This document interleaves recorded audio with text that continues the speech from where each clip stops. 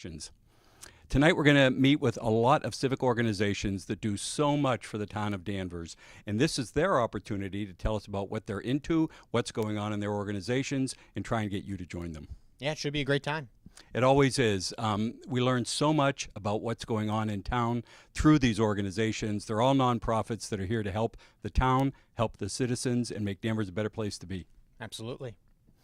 Anything else you want to add before we get started? Just make sure you stay tuned. There's a lot of good organizations coming up. Absolutely. Got a big group of them. Next hour is a great hour for you. Yeah. I'm going to throw it over to the booth to Greg and Gayla.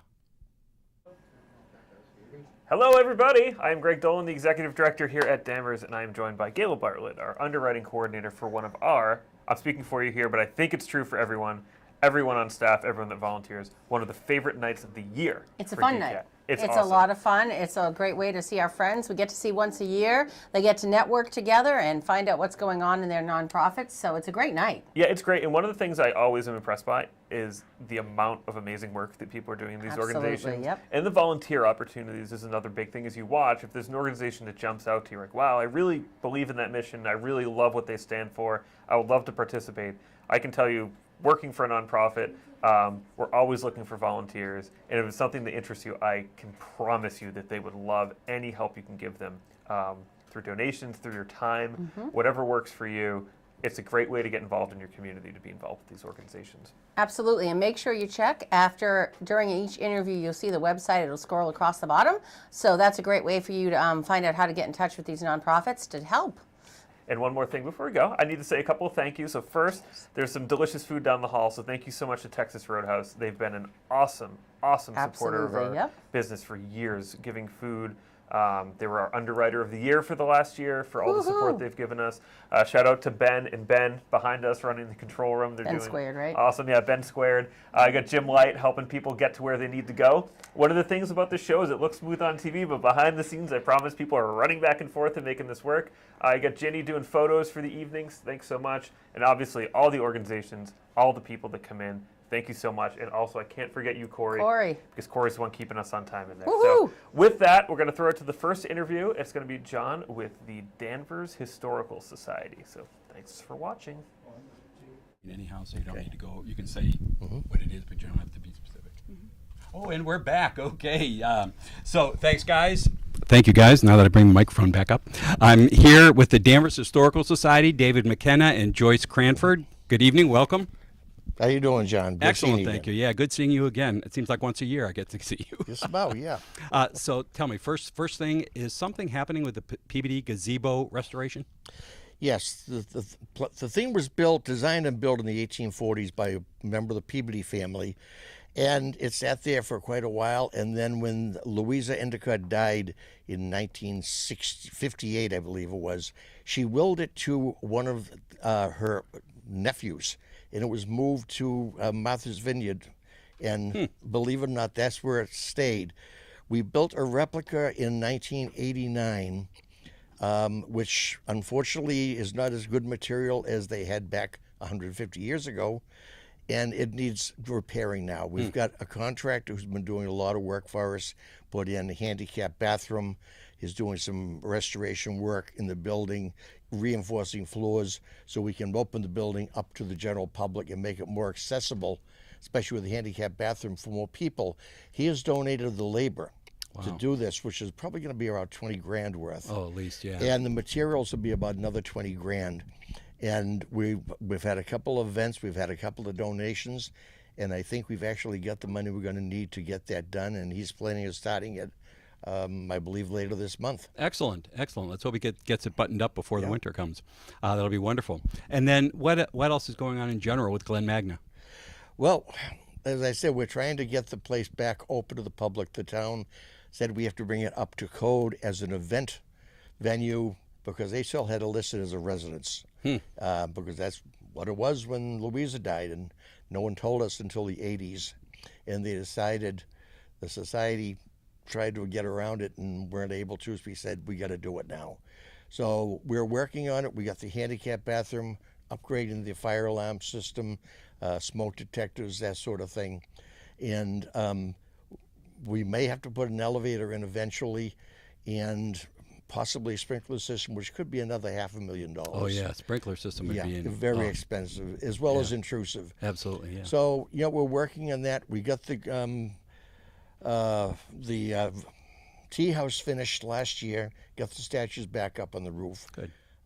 We're looking to get going on the greenhouse and get that restored as well.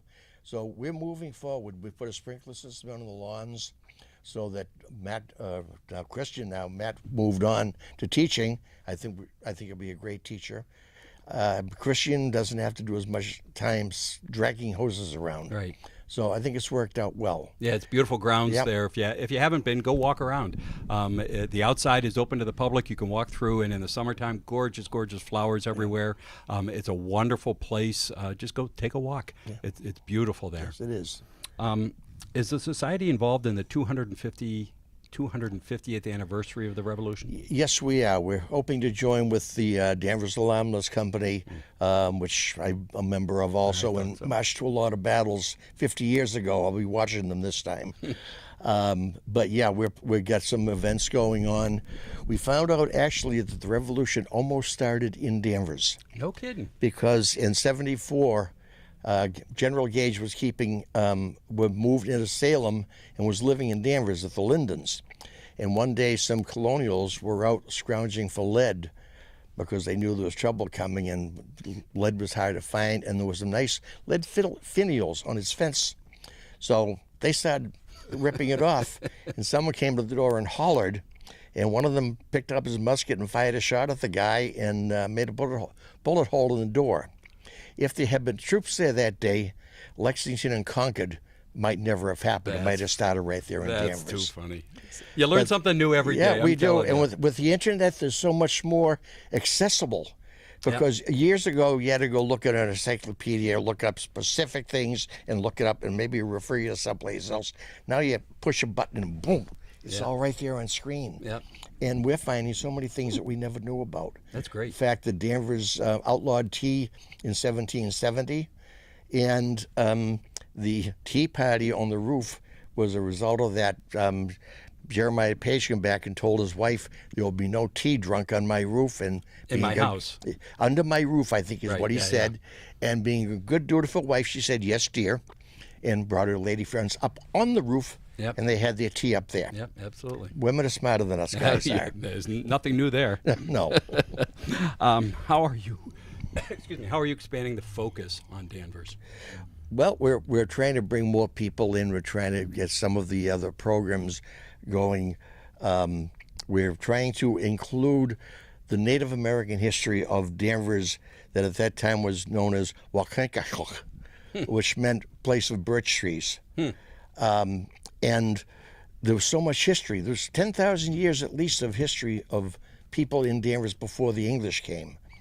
We're expanding into witchcraft.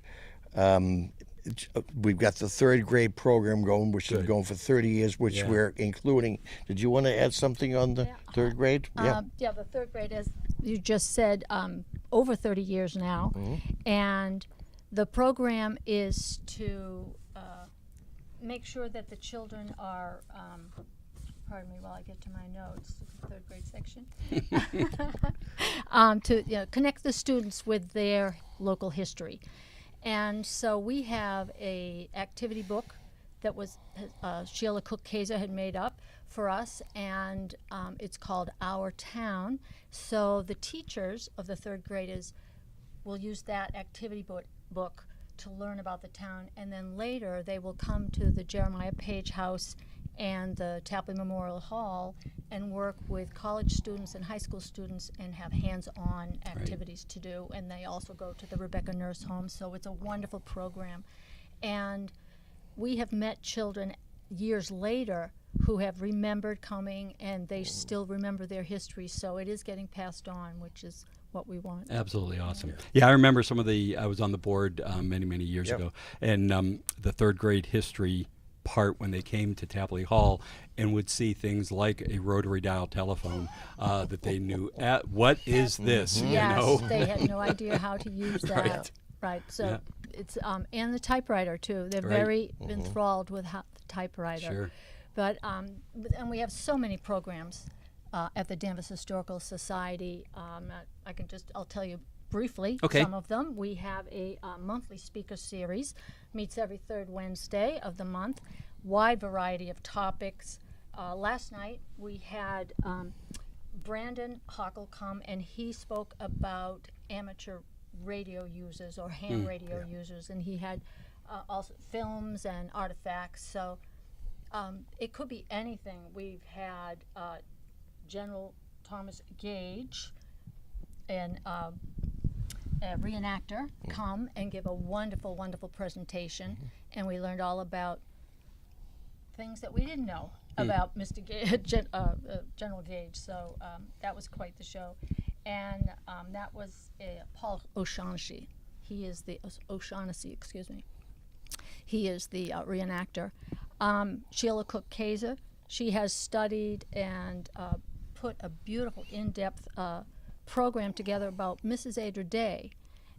Mrs. Adra Day, Mrs. Day's Ideal Baby Shoe Company, which is right in Danvers. Right. So she started with just making a little pair of baby shoes to having companies all over the world, Yeah.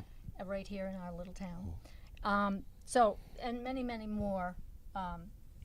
It's amazing the industries that actually started here, yes. whether it was agricultural, like the dwarf carrot or the short carrot, or bricks or crayons or baby shoes. Right. So much right here in our Very little rich neck of the woods. history Yeah, yeah, in this very, little very good. town. Yes, Yeah. and we are constantly trying to bring all of that to the community. Wonderful. And we also have a lunchtime history films, and that's with Dan Tremblay. And it could be the history of the Topsfield Fair. It could be Boston Freedom Trail, or it could be UFOs in Massachusetts. You just never know Never what's know. going to pop up. But, and of course, the history and lore of Danvers. And so you just bring your lunch and Learn enjoy something. whatever Yep. Dan pops up with. That's great. Yeah, but they have an internship opportunities as well over Danvers Historical Society, and they're going to assist with research. They learn about collecting artifacts, managing them, exhibits, and administrative tasks, and much more. Great. I'm going to cut you off there because I want to get to Sure. the Parade of Trees before we leave, before you That's leave me. us. I'm coming up to that right Great. now. Tell us about the Parade of Trees, how people Okay. can be involved. All right. It's an annual fundraiser. It started in 2009, benefits our education programs and our preservation programs. It's held at Tapley Memorial Hall, which is transformed into a forest of beautifully decorated trees and wreaths, all with gifts, and they're raffled off. So for $1 raffle ticket, can't beat that. So you come on down, you might be a winner. It's December It's 4th December to 8th. 4th through the 8th. You can go on the website and find out of the times for each day, and it's a great way to usher in the holiday season. Absolutely. Yeah. And get lucky in the beginning. And get lucky. Joyce, David, thanks so much for coming by. Okay. Thanks for working hard for Danvers at the Historical Society, and I hope to see you sooner than next year. Let's hope so. All right, thanks. Take Over care. to Thank you, you. Owen. John. Yeah. Thank you so much, John. Now we're here with Hawk with Ashley Lucia Bermudez. Tell me, what is Hawk in the first place? Hello, thank you so much for having me. So HAWK, which stands for Healing Abuse Working for Change, is a domestic violence agency that serves and supports survivors of domestic violence in 23 cities of the North Shore. So from Saugus and Lynn all the way up to Georgetown, and that includes Cape Ann as well. So, building off of that, if someone is looking to reach out to Hawk or refer someone else, what is the best way they can do that? Is it through online? What's the best way? So our website, it's a great place to start, but calling our main office as well to schedule an intake with one of our advocates, as well as walking into our office. We're located in Shetland Park in Salem, as well as in Lynn in 20 Central Ave. And during office hours, Monday to Friday, 9 to 5, people can walk into our office and ask for someone to talk to. Yeah, and of course, domestic violence is, a really hard subject for a lot of people. If someone discloses, domestic violence to you or to someone else, what's the best way to respond and kind of, listen to someone saying that? Absolutely. That's a great question. So, first of all, believing that that's happening, being non-judgmental, and meeting them where they are. Sharing resources like Hawk, it's a great way. If they're not ready to reach out to Hawk, saying it's okay, we'll visit that later, and whenever they're ready, that they can get the help they can. But I think empowering them and believing them and being non-judgmental, it's a good foundation to start. Yeah, and especially now, a lot of people are looking to get involved in different organizations. So with your organization specific, what's the best way or different types of ways people can get involved with Hawk? Of course. So I'll first tell you a bit about our services so people understand what we do and how we support survivors. So we have a 24-hour hotline, which actually that's another way people can get help. It's open 24 hours a day, 365 days a year. So we have the 24-hour hotline. We have an emergency shelter. We do community advocacy as well as legal advocacy in 5 local courts. That will be Gloucester, Lynn, Peabody, Salem, and then Probate Court, which is located in Salem. We also have community outreach as well as our emergency shelter. I don't know if I already mentioned that. And we have a lot of volunteer opportunities, such as our hotline is answered by our amazing group of volunteers. We also have legal advocates that are volunteers. You would just have to go through our 30-hour pre-service training, which the next one is happening on February 26th. And we also have an ambassador program. So we are recruiting folks from all the communities that we serve, including Danvers, to represent Hawk in their community. So it doesn't matter what you do for work, where you hang out.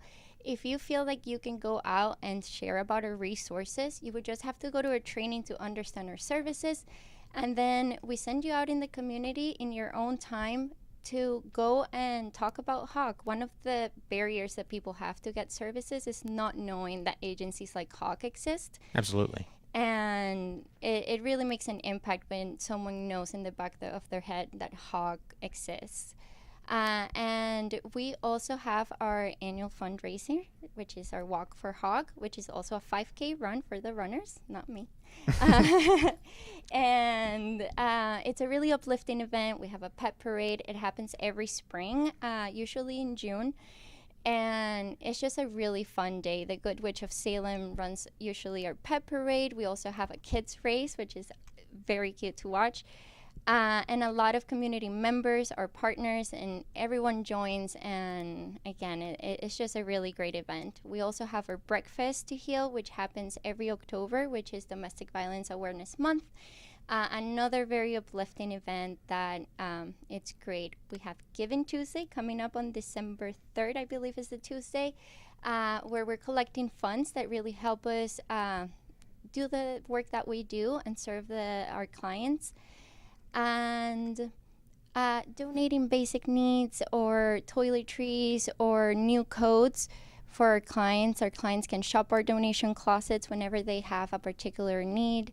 And our holiday gift drive is coming up, where you can buy gifts for a family that might need gifts for Christmas. That's awesome. So I kind of noticed the last question was a little similar to the one I just asked. So I wanted to ask, if someone wanted to donate or get involved, you just talk about like the best, or just visiting the website in general, just things like that, just best ways to kind of get involved that way. Absolutely. Calling our main office anytime from 9 to 5 and saying that you have a donation, or even walking in and asking if we're taking it. It's a good way, as well as in our website in the volunteer area, you can see all the opportunities that we have available. So if you're looking to get involved, our volunteers are really a foundation of the work we do.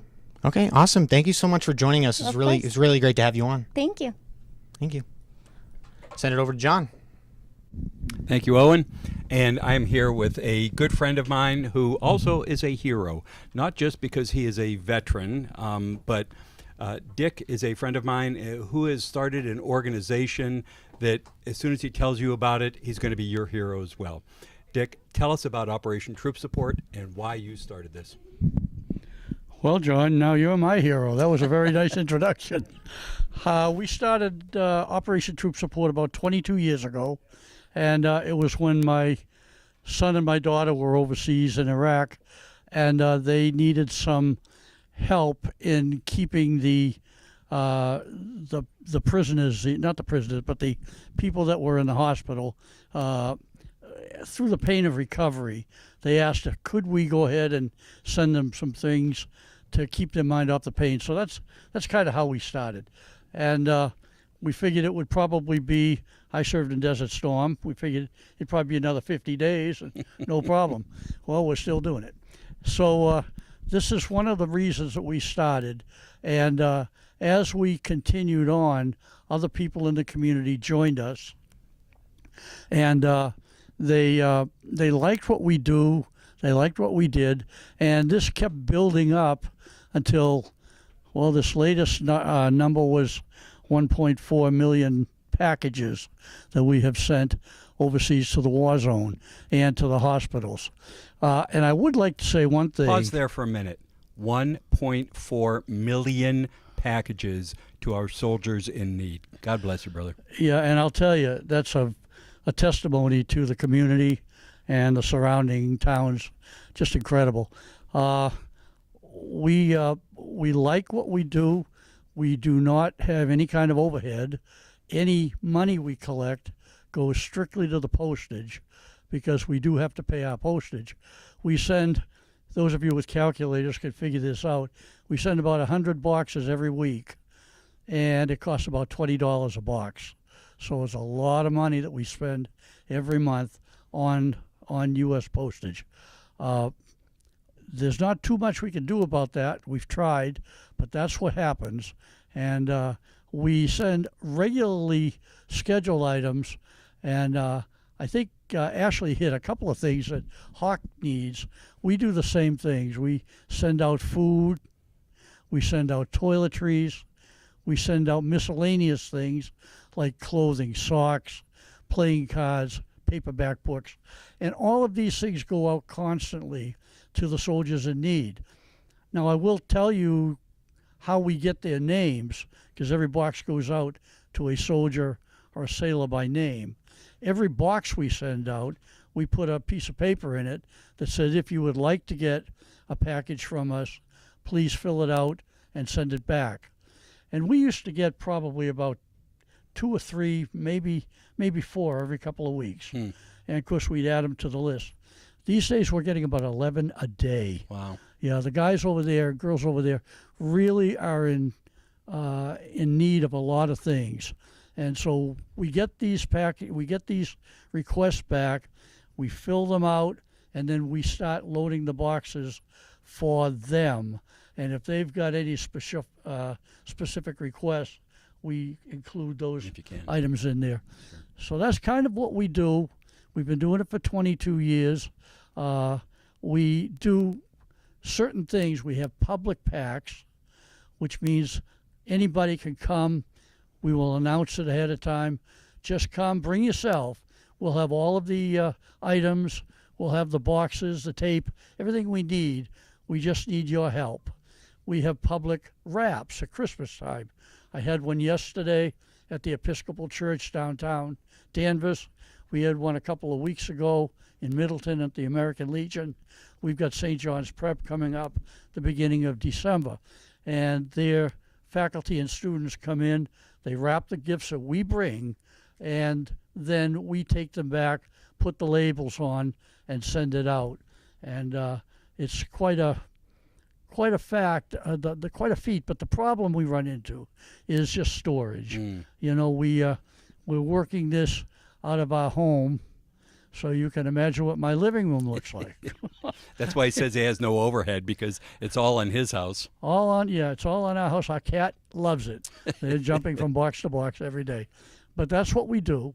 And if there's any particular question you'd like to ask me, I'd be happy to answer it. But that's it kind of in a nutshell. So people can donate cash if they can't donate things, right? Yes. And you also have, I would imagine on your website, a list of standard products, whether it's socks or toothpaste or mouthwash, or I remember back, it must have been 20 years ago, because I don't think I was there when you started, but the initial request was for gaiters because of the sand getting down their neck in the sandstorms and stuff, and the government wasn't providing that for them. And so that's why, and we were actually making them at the time. And then giving them to you, and you're sending them off. But So, is there a list of things on your website of There what is people a can list. donate? There is a list, and it does vary.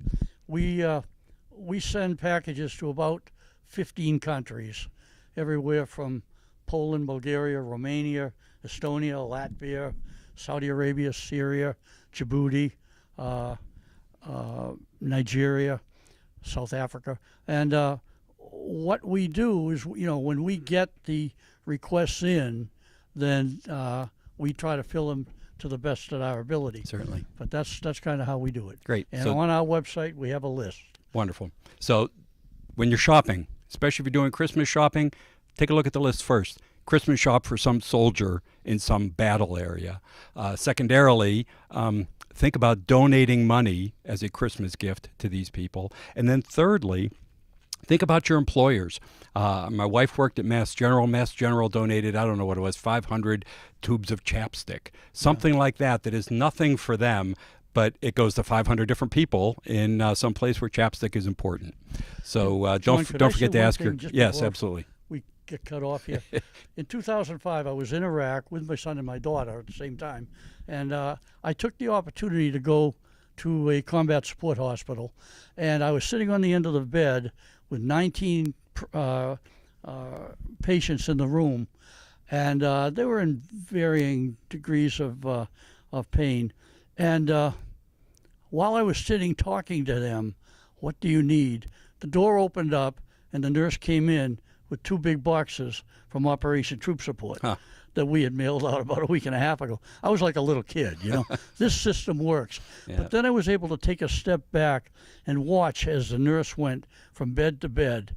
And some of the guys were crying because they got things that they had never expected to Yeah. get. And when I left that hospital, I said, we're going to keep doing this as long as it takes.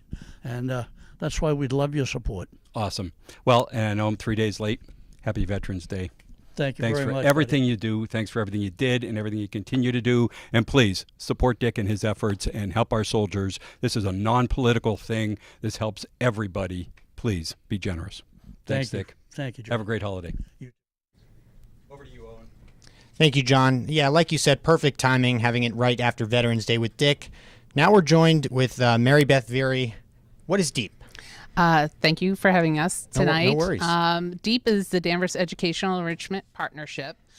We are a nonprofit organization here in town, created back in the early 90s by local business folks and community members that saw a need in the Danvers Public Schools to help support additional funding that wasn't in the regular school budget. There's only so much money to go around.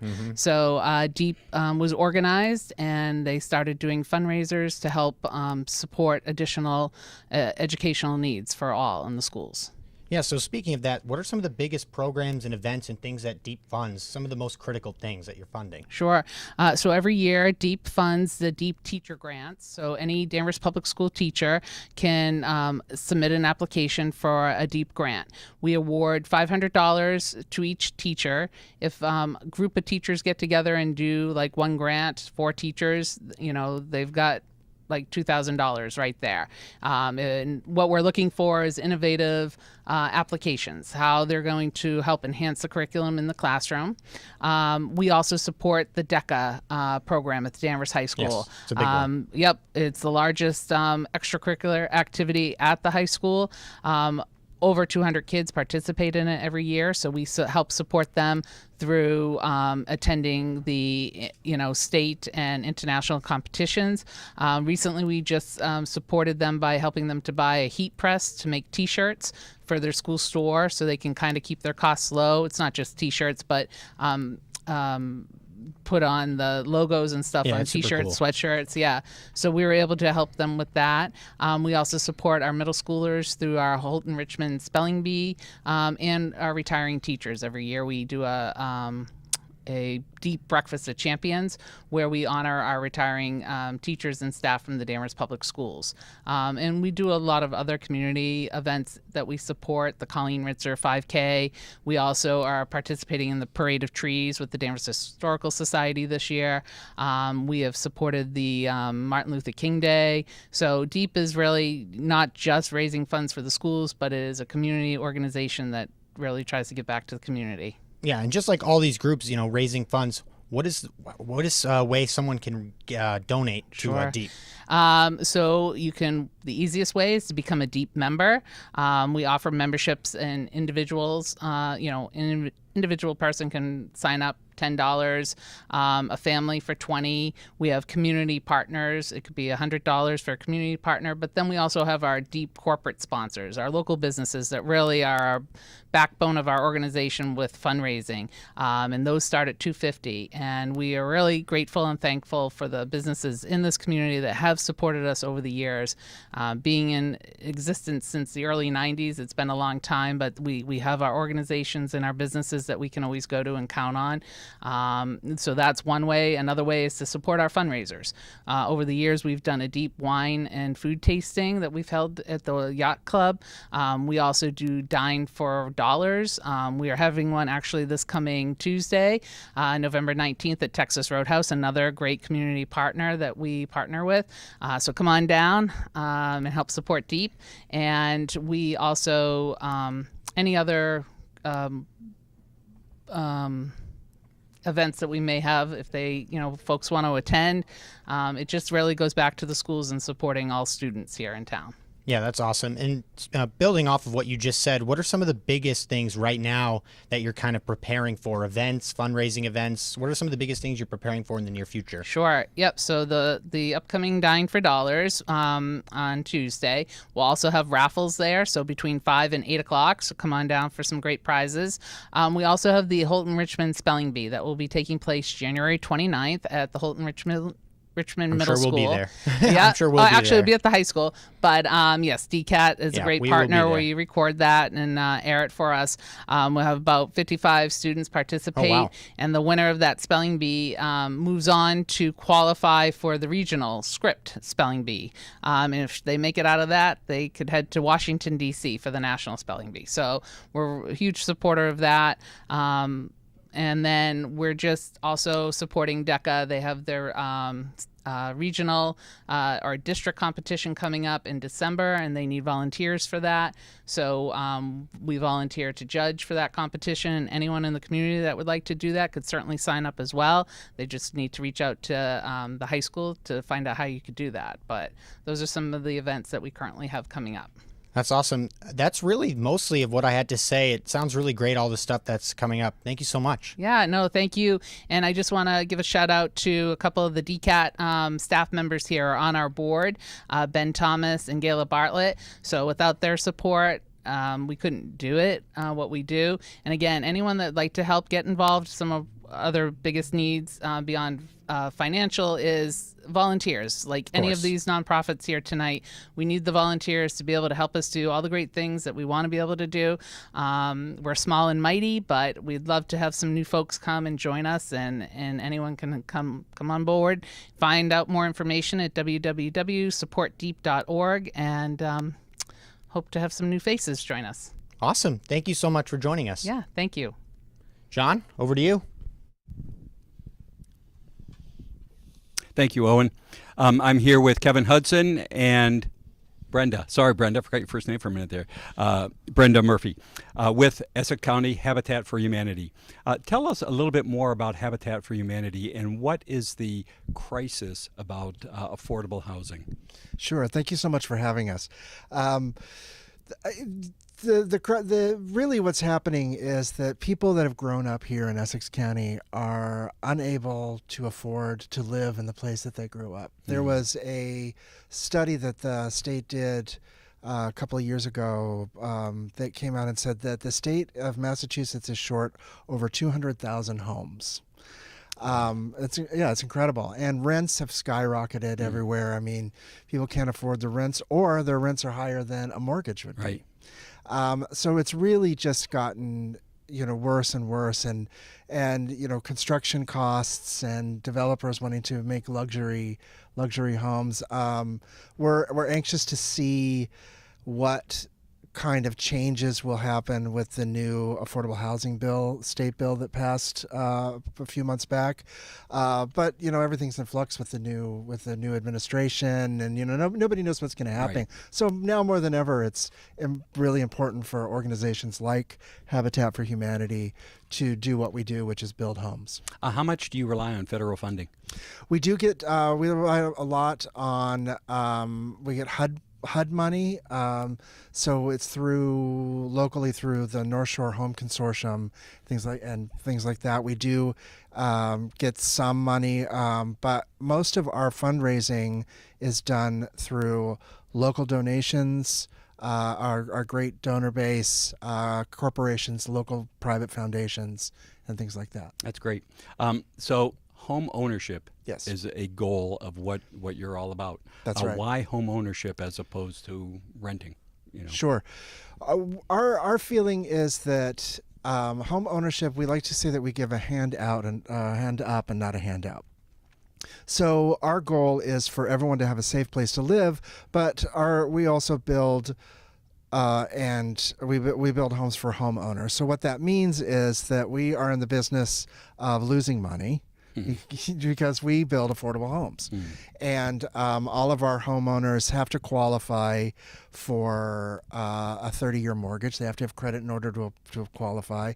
It's a lower threshold because it's affordable housing, but they still have to qualify for that. They have to participate by doing sweat equity hours. So they have to do for a single person on a single parent household, it's 240 hours of sweat equity before they can move in. What that means is they're there helping build their home. Right. And it's really to help them become a part of the community. Certainly. We've had, one of we have a big build of 10 homes that we're building in this town of Hamilton, and all the first 4 homeowners were all single mothers. It just happened to be that way, and every single one of them said, "We're so looking forward to having, when our kids go off to college, having a place for them to come home to." Yeah, that's beautiful.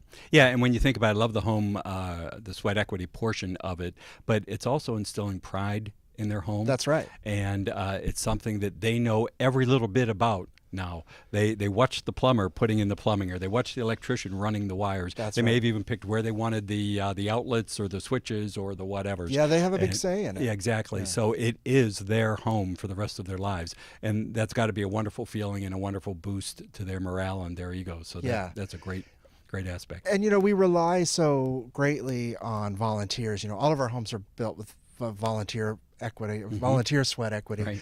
And it's really inspiring to have those volunteers, to have those homeowners next to the volunteers, working alongside them, and hearing from them. The volunteers get to hear how important the work is and what Habitat means to them, and vice versa. They get to thank the volunteers for helping them build their homes. And just to see that there's, on any given day, 5, 10, 20, 30 people volunteering their off hours from whatever they normally do to help build their home for them. That's right. Talk about feeling a sense of community. Yeah, absolutely. That's got to be great. So what's the long-term goal to affordable housing, especially in this area? I mean, I don't know what the median price in Danvers is, but it's high. It's high. So the long-term goal really is, we are just a small part of what really needs to be done. I mean, we do our best. We have like I said, 10 homes in Hamilton that we're building. We have a duplex in Haverhill. We're about to, we're coming down the pipeline. We'll have something in Ipswich, and we'll have another 7 homes in Haverhill. But it's really like just a small portion of what really needs to be done. But another outlet for affordable housing is keeping people in their homes.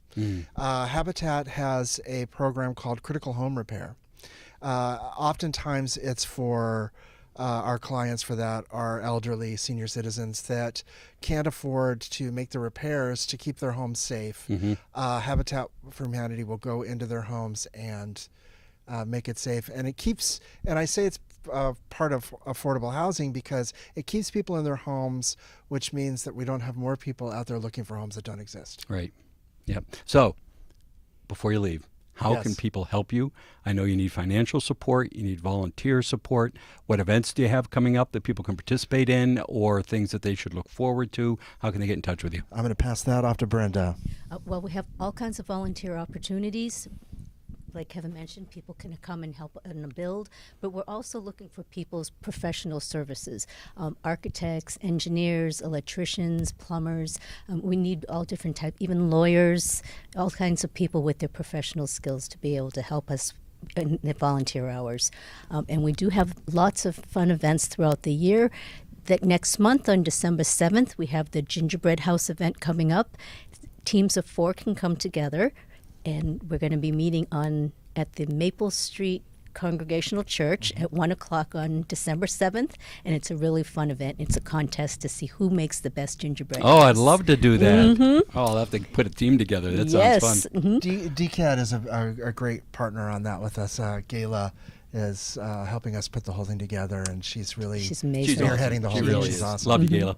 And yeah, she's really great. And I'm glad you mentioned the professionals, because you're right. I mean, I know attorneys have to do pro bono hours and stuff like that. I don't know about any of the other organizations you mentioned or in any other occupations, but it'd be great if they did, right? It would be and, wonderful. so the attorneys can help write the contracts or whatever, but the architect can drop some plans or an addition or a change to the plans, whatever. So yeah, great ideas, and I wish you the best of luck. Certainly on December 7th. Yes. But throughout and the we year. have other fun events throughout the year too. We have this event called Woman Build. It's when women come together and they just have a whole day of building. In Hamilton, we had several women. Gayla was part of it, and we had these Pigeon and Company woman and let's see, Golden Cannolis. Yeah, that was great. Yeah, we had some wonderful teams coming together, and it's just it's coming up in May. So stay tuned for more details And on all that. this information is available on your website, right? That's on right. our website. Essex County Mhm. Habitat.org, habitatforhumanity.org. There you Essex go. County Habitat It's on for the screen. Humanity. Don't worry about it. Okay, great. There it is, right there. Exactly. Yes. Brenda, Kevin, thanks so much for coming in. Wish you a great holiday season, and good luck with all your projects. Thank you Thank you so very much. much for having us tonight. Over to you, Owen. Thank you, John. Now we'll be talking about a group I'm familiar with. Greg? A little bit familiar. Yeah, a little bit. Yep. So, DCAT, Danvers Community Access Television. Owen, you're obviously very familiar with someone who works here. I think for me, I always start with like, what is DCAT? Because I think people have an idea of what we are, but our mission is very broad. So what we do, we have 3 main aspects of what we do. It's public, education, and government. And some people are more familiar with one. They might not even know about the other 2. So I'll walk through them really quick. So public, we allow anyone to make a show about anything they want. We're a free speech platform. It's also a place where you can come in and learn tech skills. You can learn behind the scenes. We have a number of amazing volunteers here tonight. We have Corey, we have Ben, we have Jim. They kind of make it go behind the scenes. That's the public side of it. Education, we support the education system, covering meetings, education like announcements and events and things like that, sports games, concerts, all those things you think about. Interns, yep. Like I said, the mission is broad. It's hard sometimes to even distill it down to what we do. And then the government side is, I think it's interesting, is the side that a lot of people have really tuned in lately. There's been a lot of interest in town government. So we cover, and you can tell me if I'm missing any, because there's quite a few boards that we cover at this point. Select Board, School Committee, Planning Board, Zoning Board of Appeals, Conservation Commission, Accessibility Commission. What am I missing? Human Rights and Inclusion, Library Trustees, Town Meeting, Finance Committee, and off the top of my head, those are the ones that we cover. Yeah. So a few others in between. Yeah. Need be. Exactly. So one of the things I always think about is if it's happening in Danvers and it's of interest to the Danvers community, we are there to cover it and make that information available to you. We're available on Comcast and Verizon, but you can also find our content streaming on YouTube as well, which makes it easy for people to access when it's not happening, or when it's happening live. You can always rewind on YouTube. So we have a lot of people who use that feature. Yeah, YouTube's great. You can always go back, watch any of the live sports games we have, any of the government meetings. You can go back, find any part in the meeting you want, rewatch it. And one thing Anything. that I find interesting personally about working here is how different it is every day. Sometimes people ask me, what does a typical day look like at DCAT? And I think the number one perk of the job is that is a really hard answer. Yeah. I think day to day it's very different. So for us, like when I walk in tonight and I see all these amazing organizations going, like Habitat for Humanity was just here, and I'm like, oh, a couple weeks ago, I got to go to Women Build and help out and support that organization through using our resources and uplift them. And that's one of the pieces that's really great for us, and really great if you're a volunteer with DCAT, is it's a way to give back not only to DCAT by volunteering your time, but you can also support the missions of these other amazing organizations that serve Danvers and the surrounding communities. So that's my that's the shortest answer I think I've ever given on what is DCAT, but that's a quick overview of what we do. Yeah, and so one of the things I actually wrote down, since we didn't have questions, we kind of just winging it. Well, Yeah. not really, but Yeah. was asking about, so kind of specific to the season right now, talking about VHS tapes and what we do with those and how you can Yes. get a great gift for your family. So this is one of those little hidden things that people might not know that we do. So one service that we offer is we offer VHS tape conversions. What that means is if you have an old stack of home movies sitting and you don't know what to do with them, we'll take them and we'll transfer them over to a digital file for you so you can have them forever. We charge $10 a tape. It helps support the mission of DCAT. That money goes right back into the organization. And it's great. It's a great holiday gift. If you're struggling, like for me, I don't know about you, one of the things I always struggle with is, what do I buy my parents? I always struggle. That's the hardest one every year. And a few years ago, I was like, oh, I'm going to sneak in one day when I'm over there. I'm going to grab a stack of home movies, and when no one's looking, I'm going to upload these, put them on a drive, and give them as part of their gift. And that was probably one of the cooler things, because then when you're together, it's something you can watch, you can reflect on, you can laugh at yourself when you're a child, you can look back and go down memory lane. And it's a really cool service. And something we're excited to provide for people. And it's not just VHS tapes. So if you have an old camera, if you still have the camera, we can generally get your tapes in and get them on digital for you. Yeah. So, and one other thing is government meetings are kind of always going, but the sports changed based on what the season is. Can you tell us about some of the upcoming sports that are happening? Sports season. You can definitely chip in on this one too, because I know you contribute quite a bit, and we have a lot of people to help out with sports. So football season is not officially wrapped because For Danvers there's it is, unfortunately. Thanksgiving Day, though, right? It's away. So it's interesting because I always forget this now, because they do the playoffs before Thanksgiving. Yeah. Where when I was in high school, Thanksgiving was like the step before. Yeah. So there is one more game. It's not at home, so we won't be filming it. But for your football fans, it's not over yet. You get one more game for the kids at least. Yeah, and then for winter sports, basketball is the big one. Yeah. Boys and girls basketball. So we cover all those games, and they go out live, which is really cool. So it's an opportunity for you to see the teams. Hopefully they're good. I imagine they will be. I remember the girls had quite a good season last year. Yes. And we're looking forward to seeing what both teams can do. Yeah, awesome. So with that, I always want to end with a quick call to action. If you like what you've seen today, if you're interested in these organizations, I obviously very strongly encourage you to follow up with them and volunteer with them. But if you're interested in learning more about the town in general and kind of contributing to multiple different things, learning some fun new skills, I highly encourage you to come down to DCAT, because I will tell you, not only is it rewarding, it is fun. It's one of the best ways you can spend your time and give back to the community. So with that, I'll throw it over to John this time. Oh, and I'm taking your job real quick before I dip out. But I'll throw it over to John and Gayla. And thank you so much for watching, and I hope I see you again. Thank you, Greg. Appreciate that. And as Greg had mentioned, I'm here with the magical woman that we just spoke about with Habitat for Humanity, Gayla Bartlett. Gayla accomplishes so much. You would think there are three of her. She cloned herself early in life. But she's here today to talk to us about the Danvers Kiwanis Club that I used to be a member of. You've been a member of forever. I don't know if I brought you in or not, but I wish I would have, because Gayla is a phenomenal Kiwanian. Tell us about the club. Sure. So we have been around since 1961 here in Danvers. Proud Kiwanians, and a lot of us, like John Call, was a past president and an amazing Kiwanian. So we're very excited to still be together in Danvers. And we meet the third Tuesday of the month at 12 o'clock at Sapino's in Danvers. So it's a delicious lunch. Sometimes we'll have a guest speaker. We also meet the first Wednesday of the month at night, for those of you that work and can't get out during the day, at 6 o'clock at Sapino's. And we usually do a service project. So a hands-on service project. We just made safety kits that went to Boston Children's Hospital. We made 100 of them for their safety day coming up actually today. And what was in the safety kit? So in the safety kits are outlet plugs, outlet covers, safety duck, so the baby's temperature is not Bathwater. too hot. Yep. Car seat safety tips, crib safety, all kinds of different safety techniques for new parents. Gotcha. So that's from the Kiwanis Pediatric Foundation, which we're members of. So a proud moment for our Kiwanians to know that Oh, wow. We just helped 100 new parents, Yep. and that's just huge. Yep. And the fact that we could deliver them with the President Linda went to Boston Children's with our Secretary Kay, dropped them off, and they're going to be used right away, and that's huge. That is great because, as anybody who is a new parent knows, it doesn't come with any training guide. It doesn't come with any manuals. They hand you this baby and say good luck, and the rest is on you. So that's wonderful. What other projects do you have coming up? So coming up, well, you know, Kiwanis is known for pancakes and ducks, so we don't do those anymore like we used to. The duck race may be showing a different twist, kind of like it was in COVID, without the ducks actually going into the water. So we will be thinking of recreating the duck race in a different format.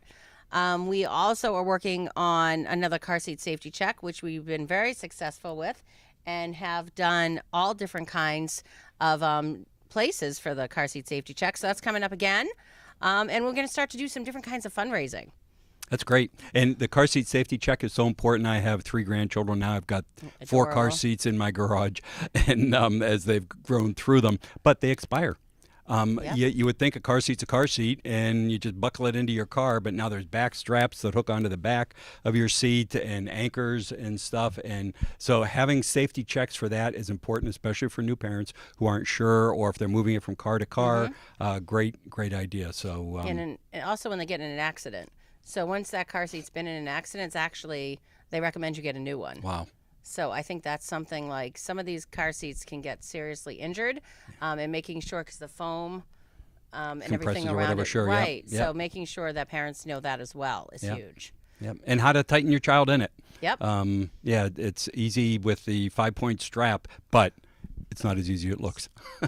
The distance, right? Right. And I know joining Kiwanis, I looked back from the first time I was president of the club back in 2014, 2015. I was like, I joined Kiwanis when I was 33 years old. We were a family that just moved to Danvers. And my daughter was in the 3rd grade, and I'm like, oh my goodness. But she had actually been a Kiwanian since she was in kindergarten. So she has been raised Kiwanian. So now that I'm 50 and I'm okay to say it, I'm like, wow, I'm not the youngest kid in the block anymore here in Kiwanis. I'm like one of the old timers. But knowing that it's so gratifying knowing that you're part of an organization dedicated to children and helping kids in our community and senior citizens and Yep. everyone else, and then seeing your child raised Yep. as a Kiwanian and taking them to conventions and Yeah. they meet all these people is just so rewarding and so exciting. Absolutely. There's Kiwanis programs in college. There's Yep. Kiwanis programs at the high school. So you can join at either one of those levels if you would like. Yep. And this woman wasn't content to be a member Mm-hmm. or a president, a one-time president. Tell us about your rise through the organization. Sure. So I became president of Kiwanis after I'd been a member. Well, they put me on the board my first year. Yep, that's all it takes. Once you're on the board, you are a Kiwanian lifer. So went to a board meeting. Kay took me to convention. I was like, wow, this is amazing. Oh, I want to be governor. So about 4 years ago, I became governor of the New England and Bermuda District. So worked my way up from being president, lieutenant governor, served in that position about 3 years, and then became governor of the whole 150 clubs. And now I'm serving as lieutenant governor this year for my outstanding lieutenant governor when I was a governor. So she was a rock star lieutenant governor for me, and I said, you run for governor, and I will be your lieutenant governor. So just, continuing that Kiwanis legacy and love and kind compassion to everybody we see. And she's a great volunteer. She's a great organizer. you. She does so much for DCAT as well. And you heard the other organizations talking about her. So thanks for being all you are. Oh, Kayla. thank you. Yeah, it's a pleasure. Anything else you want to tell us about the Kiwanis Club or DCAT or anything else that you're involved in? Absolutely. So, I always have to write down the website. DanversKiwanis.org. Please check us out to get more information. You can send us a message if you want to join the club or have any questions about membership. Also, our Facebook page is a great way to look. And since you just asked me about DCAT, I'm going to actually tell you and take on my DCAT hat now and tell you that as underwriting coordinator of this station, we are always looking for new nonprofits to work with, new sponsors to work with, new restaurants, anybody who wants to get a little taste of community access, we've got it here. So I'd be happy to connect with you there as well. And if your nonprofit needs some airtime or wants to do a special episode, happy to help you with that as well. So a lot of great things and a lot of magic happening all in the town. Yep, absolutely. And Gayla, John is amazing, and I have to say that. Thank you. You're Yeah, too kind. I know. Yeah. Okay, he's wonderful. Mutual Admiration Society here. Gayla, thanks for everything you do for us, inside and outside. And now I'm going to throw it back over to Greg. All yours, buddy. All right. Thank you, everyone, for watching. So right now I have a few thank yous to give, and I'm also going to give you a suggestion for the greatest gift you can give yourself this holiday season. So stay tuned for that. But first, I want to thank both Bens. Ben, say hi. Ben, say hi. Thank you so much for working behind the scenes, making this all flow. There's a lot of chaos, shuffling people in and out. Thank you, Mr. Jim Light over there, getting everyone where they need to go. Corey keeping everyone on time. Obviously, Owen and John hosting the program. Jenny taking photos. Gayla running around. It's a huge effort behind the scenes, and we appreciate their work as always. But the thing I really want to tell you and encourage you to do is, as you're getting closer to the holiday season, is to give yourself the best gift you can give, which is the gift of giving back to other people. Whether that's through helping one of these nonprofit organizations you've seen tonight, working with us, finding something that you can do to give back to your community. There's nothing more rewarding than that. So as you move forward and you think about what you got going on, there's all these organizations, you saw all their contact information, they all need help and they're all doing great things. So I really strongly encourage you to follow up, send that email, make that call. It's the best decision you can make. So with that, I'm going to throw it back to John and Owen to close out the show. Thank you. Thank you, Greg. So two things I want to close with tonight. One is so we had a short community connections tonight. Hopefully we'll have another one in about 6 months. But there's probably about 50 nonprofit organizations in town that are helping make Danvers a better place. I want to tell all of them to do, if you have any events coming up, come do a commercial for it here in front of our green screen. We can drop anything. If you're having a pancake breakfast, we can drop that in behind you. If you're at a church organization, we can drop your building in behind you. But make a commercial for your event. It'll run between our programs. It'll be on our message board. It'll help your event be more successful. And that's all available to you, regardless of whether you've been through Community Connections or not. Second thing that I wanted to say, Owen, is that this, Greg had touched on it a little bit, but the education that you can get here, the ability to utilize the camera, to utilize the control room, to do the editing suites. There's so much you can learn if you want to be involved. And I look at all the social media posts all the time, people with lots of opinions, lots of ways they think it should be done. Have a show here. You can do that. You can have a show where you can voice your opinion live in front of a camera. You can bring guests on and talk to them about what you think is the better way to do something. Utilize this studio for anything that you have to say. As Greg said, it's here for you. So I think, and I've been doing this probably 10 or 12 years, and I say it every time I'm up here, this is a hidden gem. DCAT is a hidden gem of Danvers. Take advantage of it. It's yours for the opportunity that you want. Yeah, absolutely. We're always looking for new members. It's really a mutually beneficial relationship. You get to, get a little camera time for your organization. We get to help you out. It's really great all around. Yep, absolutely. And for example, if your child plays a sport that isn't covered by DCAT itself, you can come take out a camera. You can film them playing Yes, their, you can. 8-year-old soccer match, and then it'll be broadcast on TV. How great would your child think that was if you filmed their U8 soccer team? So it's all available. Yeah, absolutely. Yep. Take out a camera, film something, do something with a camera, learn. It's always great. Yep, it really is. So with that, I think we're going to say good night, Danvers. Thanks for tuning in. Thanks to all the organizations that came tonight, and to Gayla and the staff here for organizing it. Great staff here. I don't know if he's part of the staff, but I don't know if he mentioned it during his segment with Greg. I did with DCAT. Yeah. Said I'm familiar. Yeah. But they are a truly exceptional group. So I'm on the board of directors here, and I'm proud to be involved with them. So I think that's it. We'll see you at the next Community Connections, and until then, have a great holiday, Danvers. Thank you.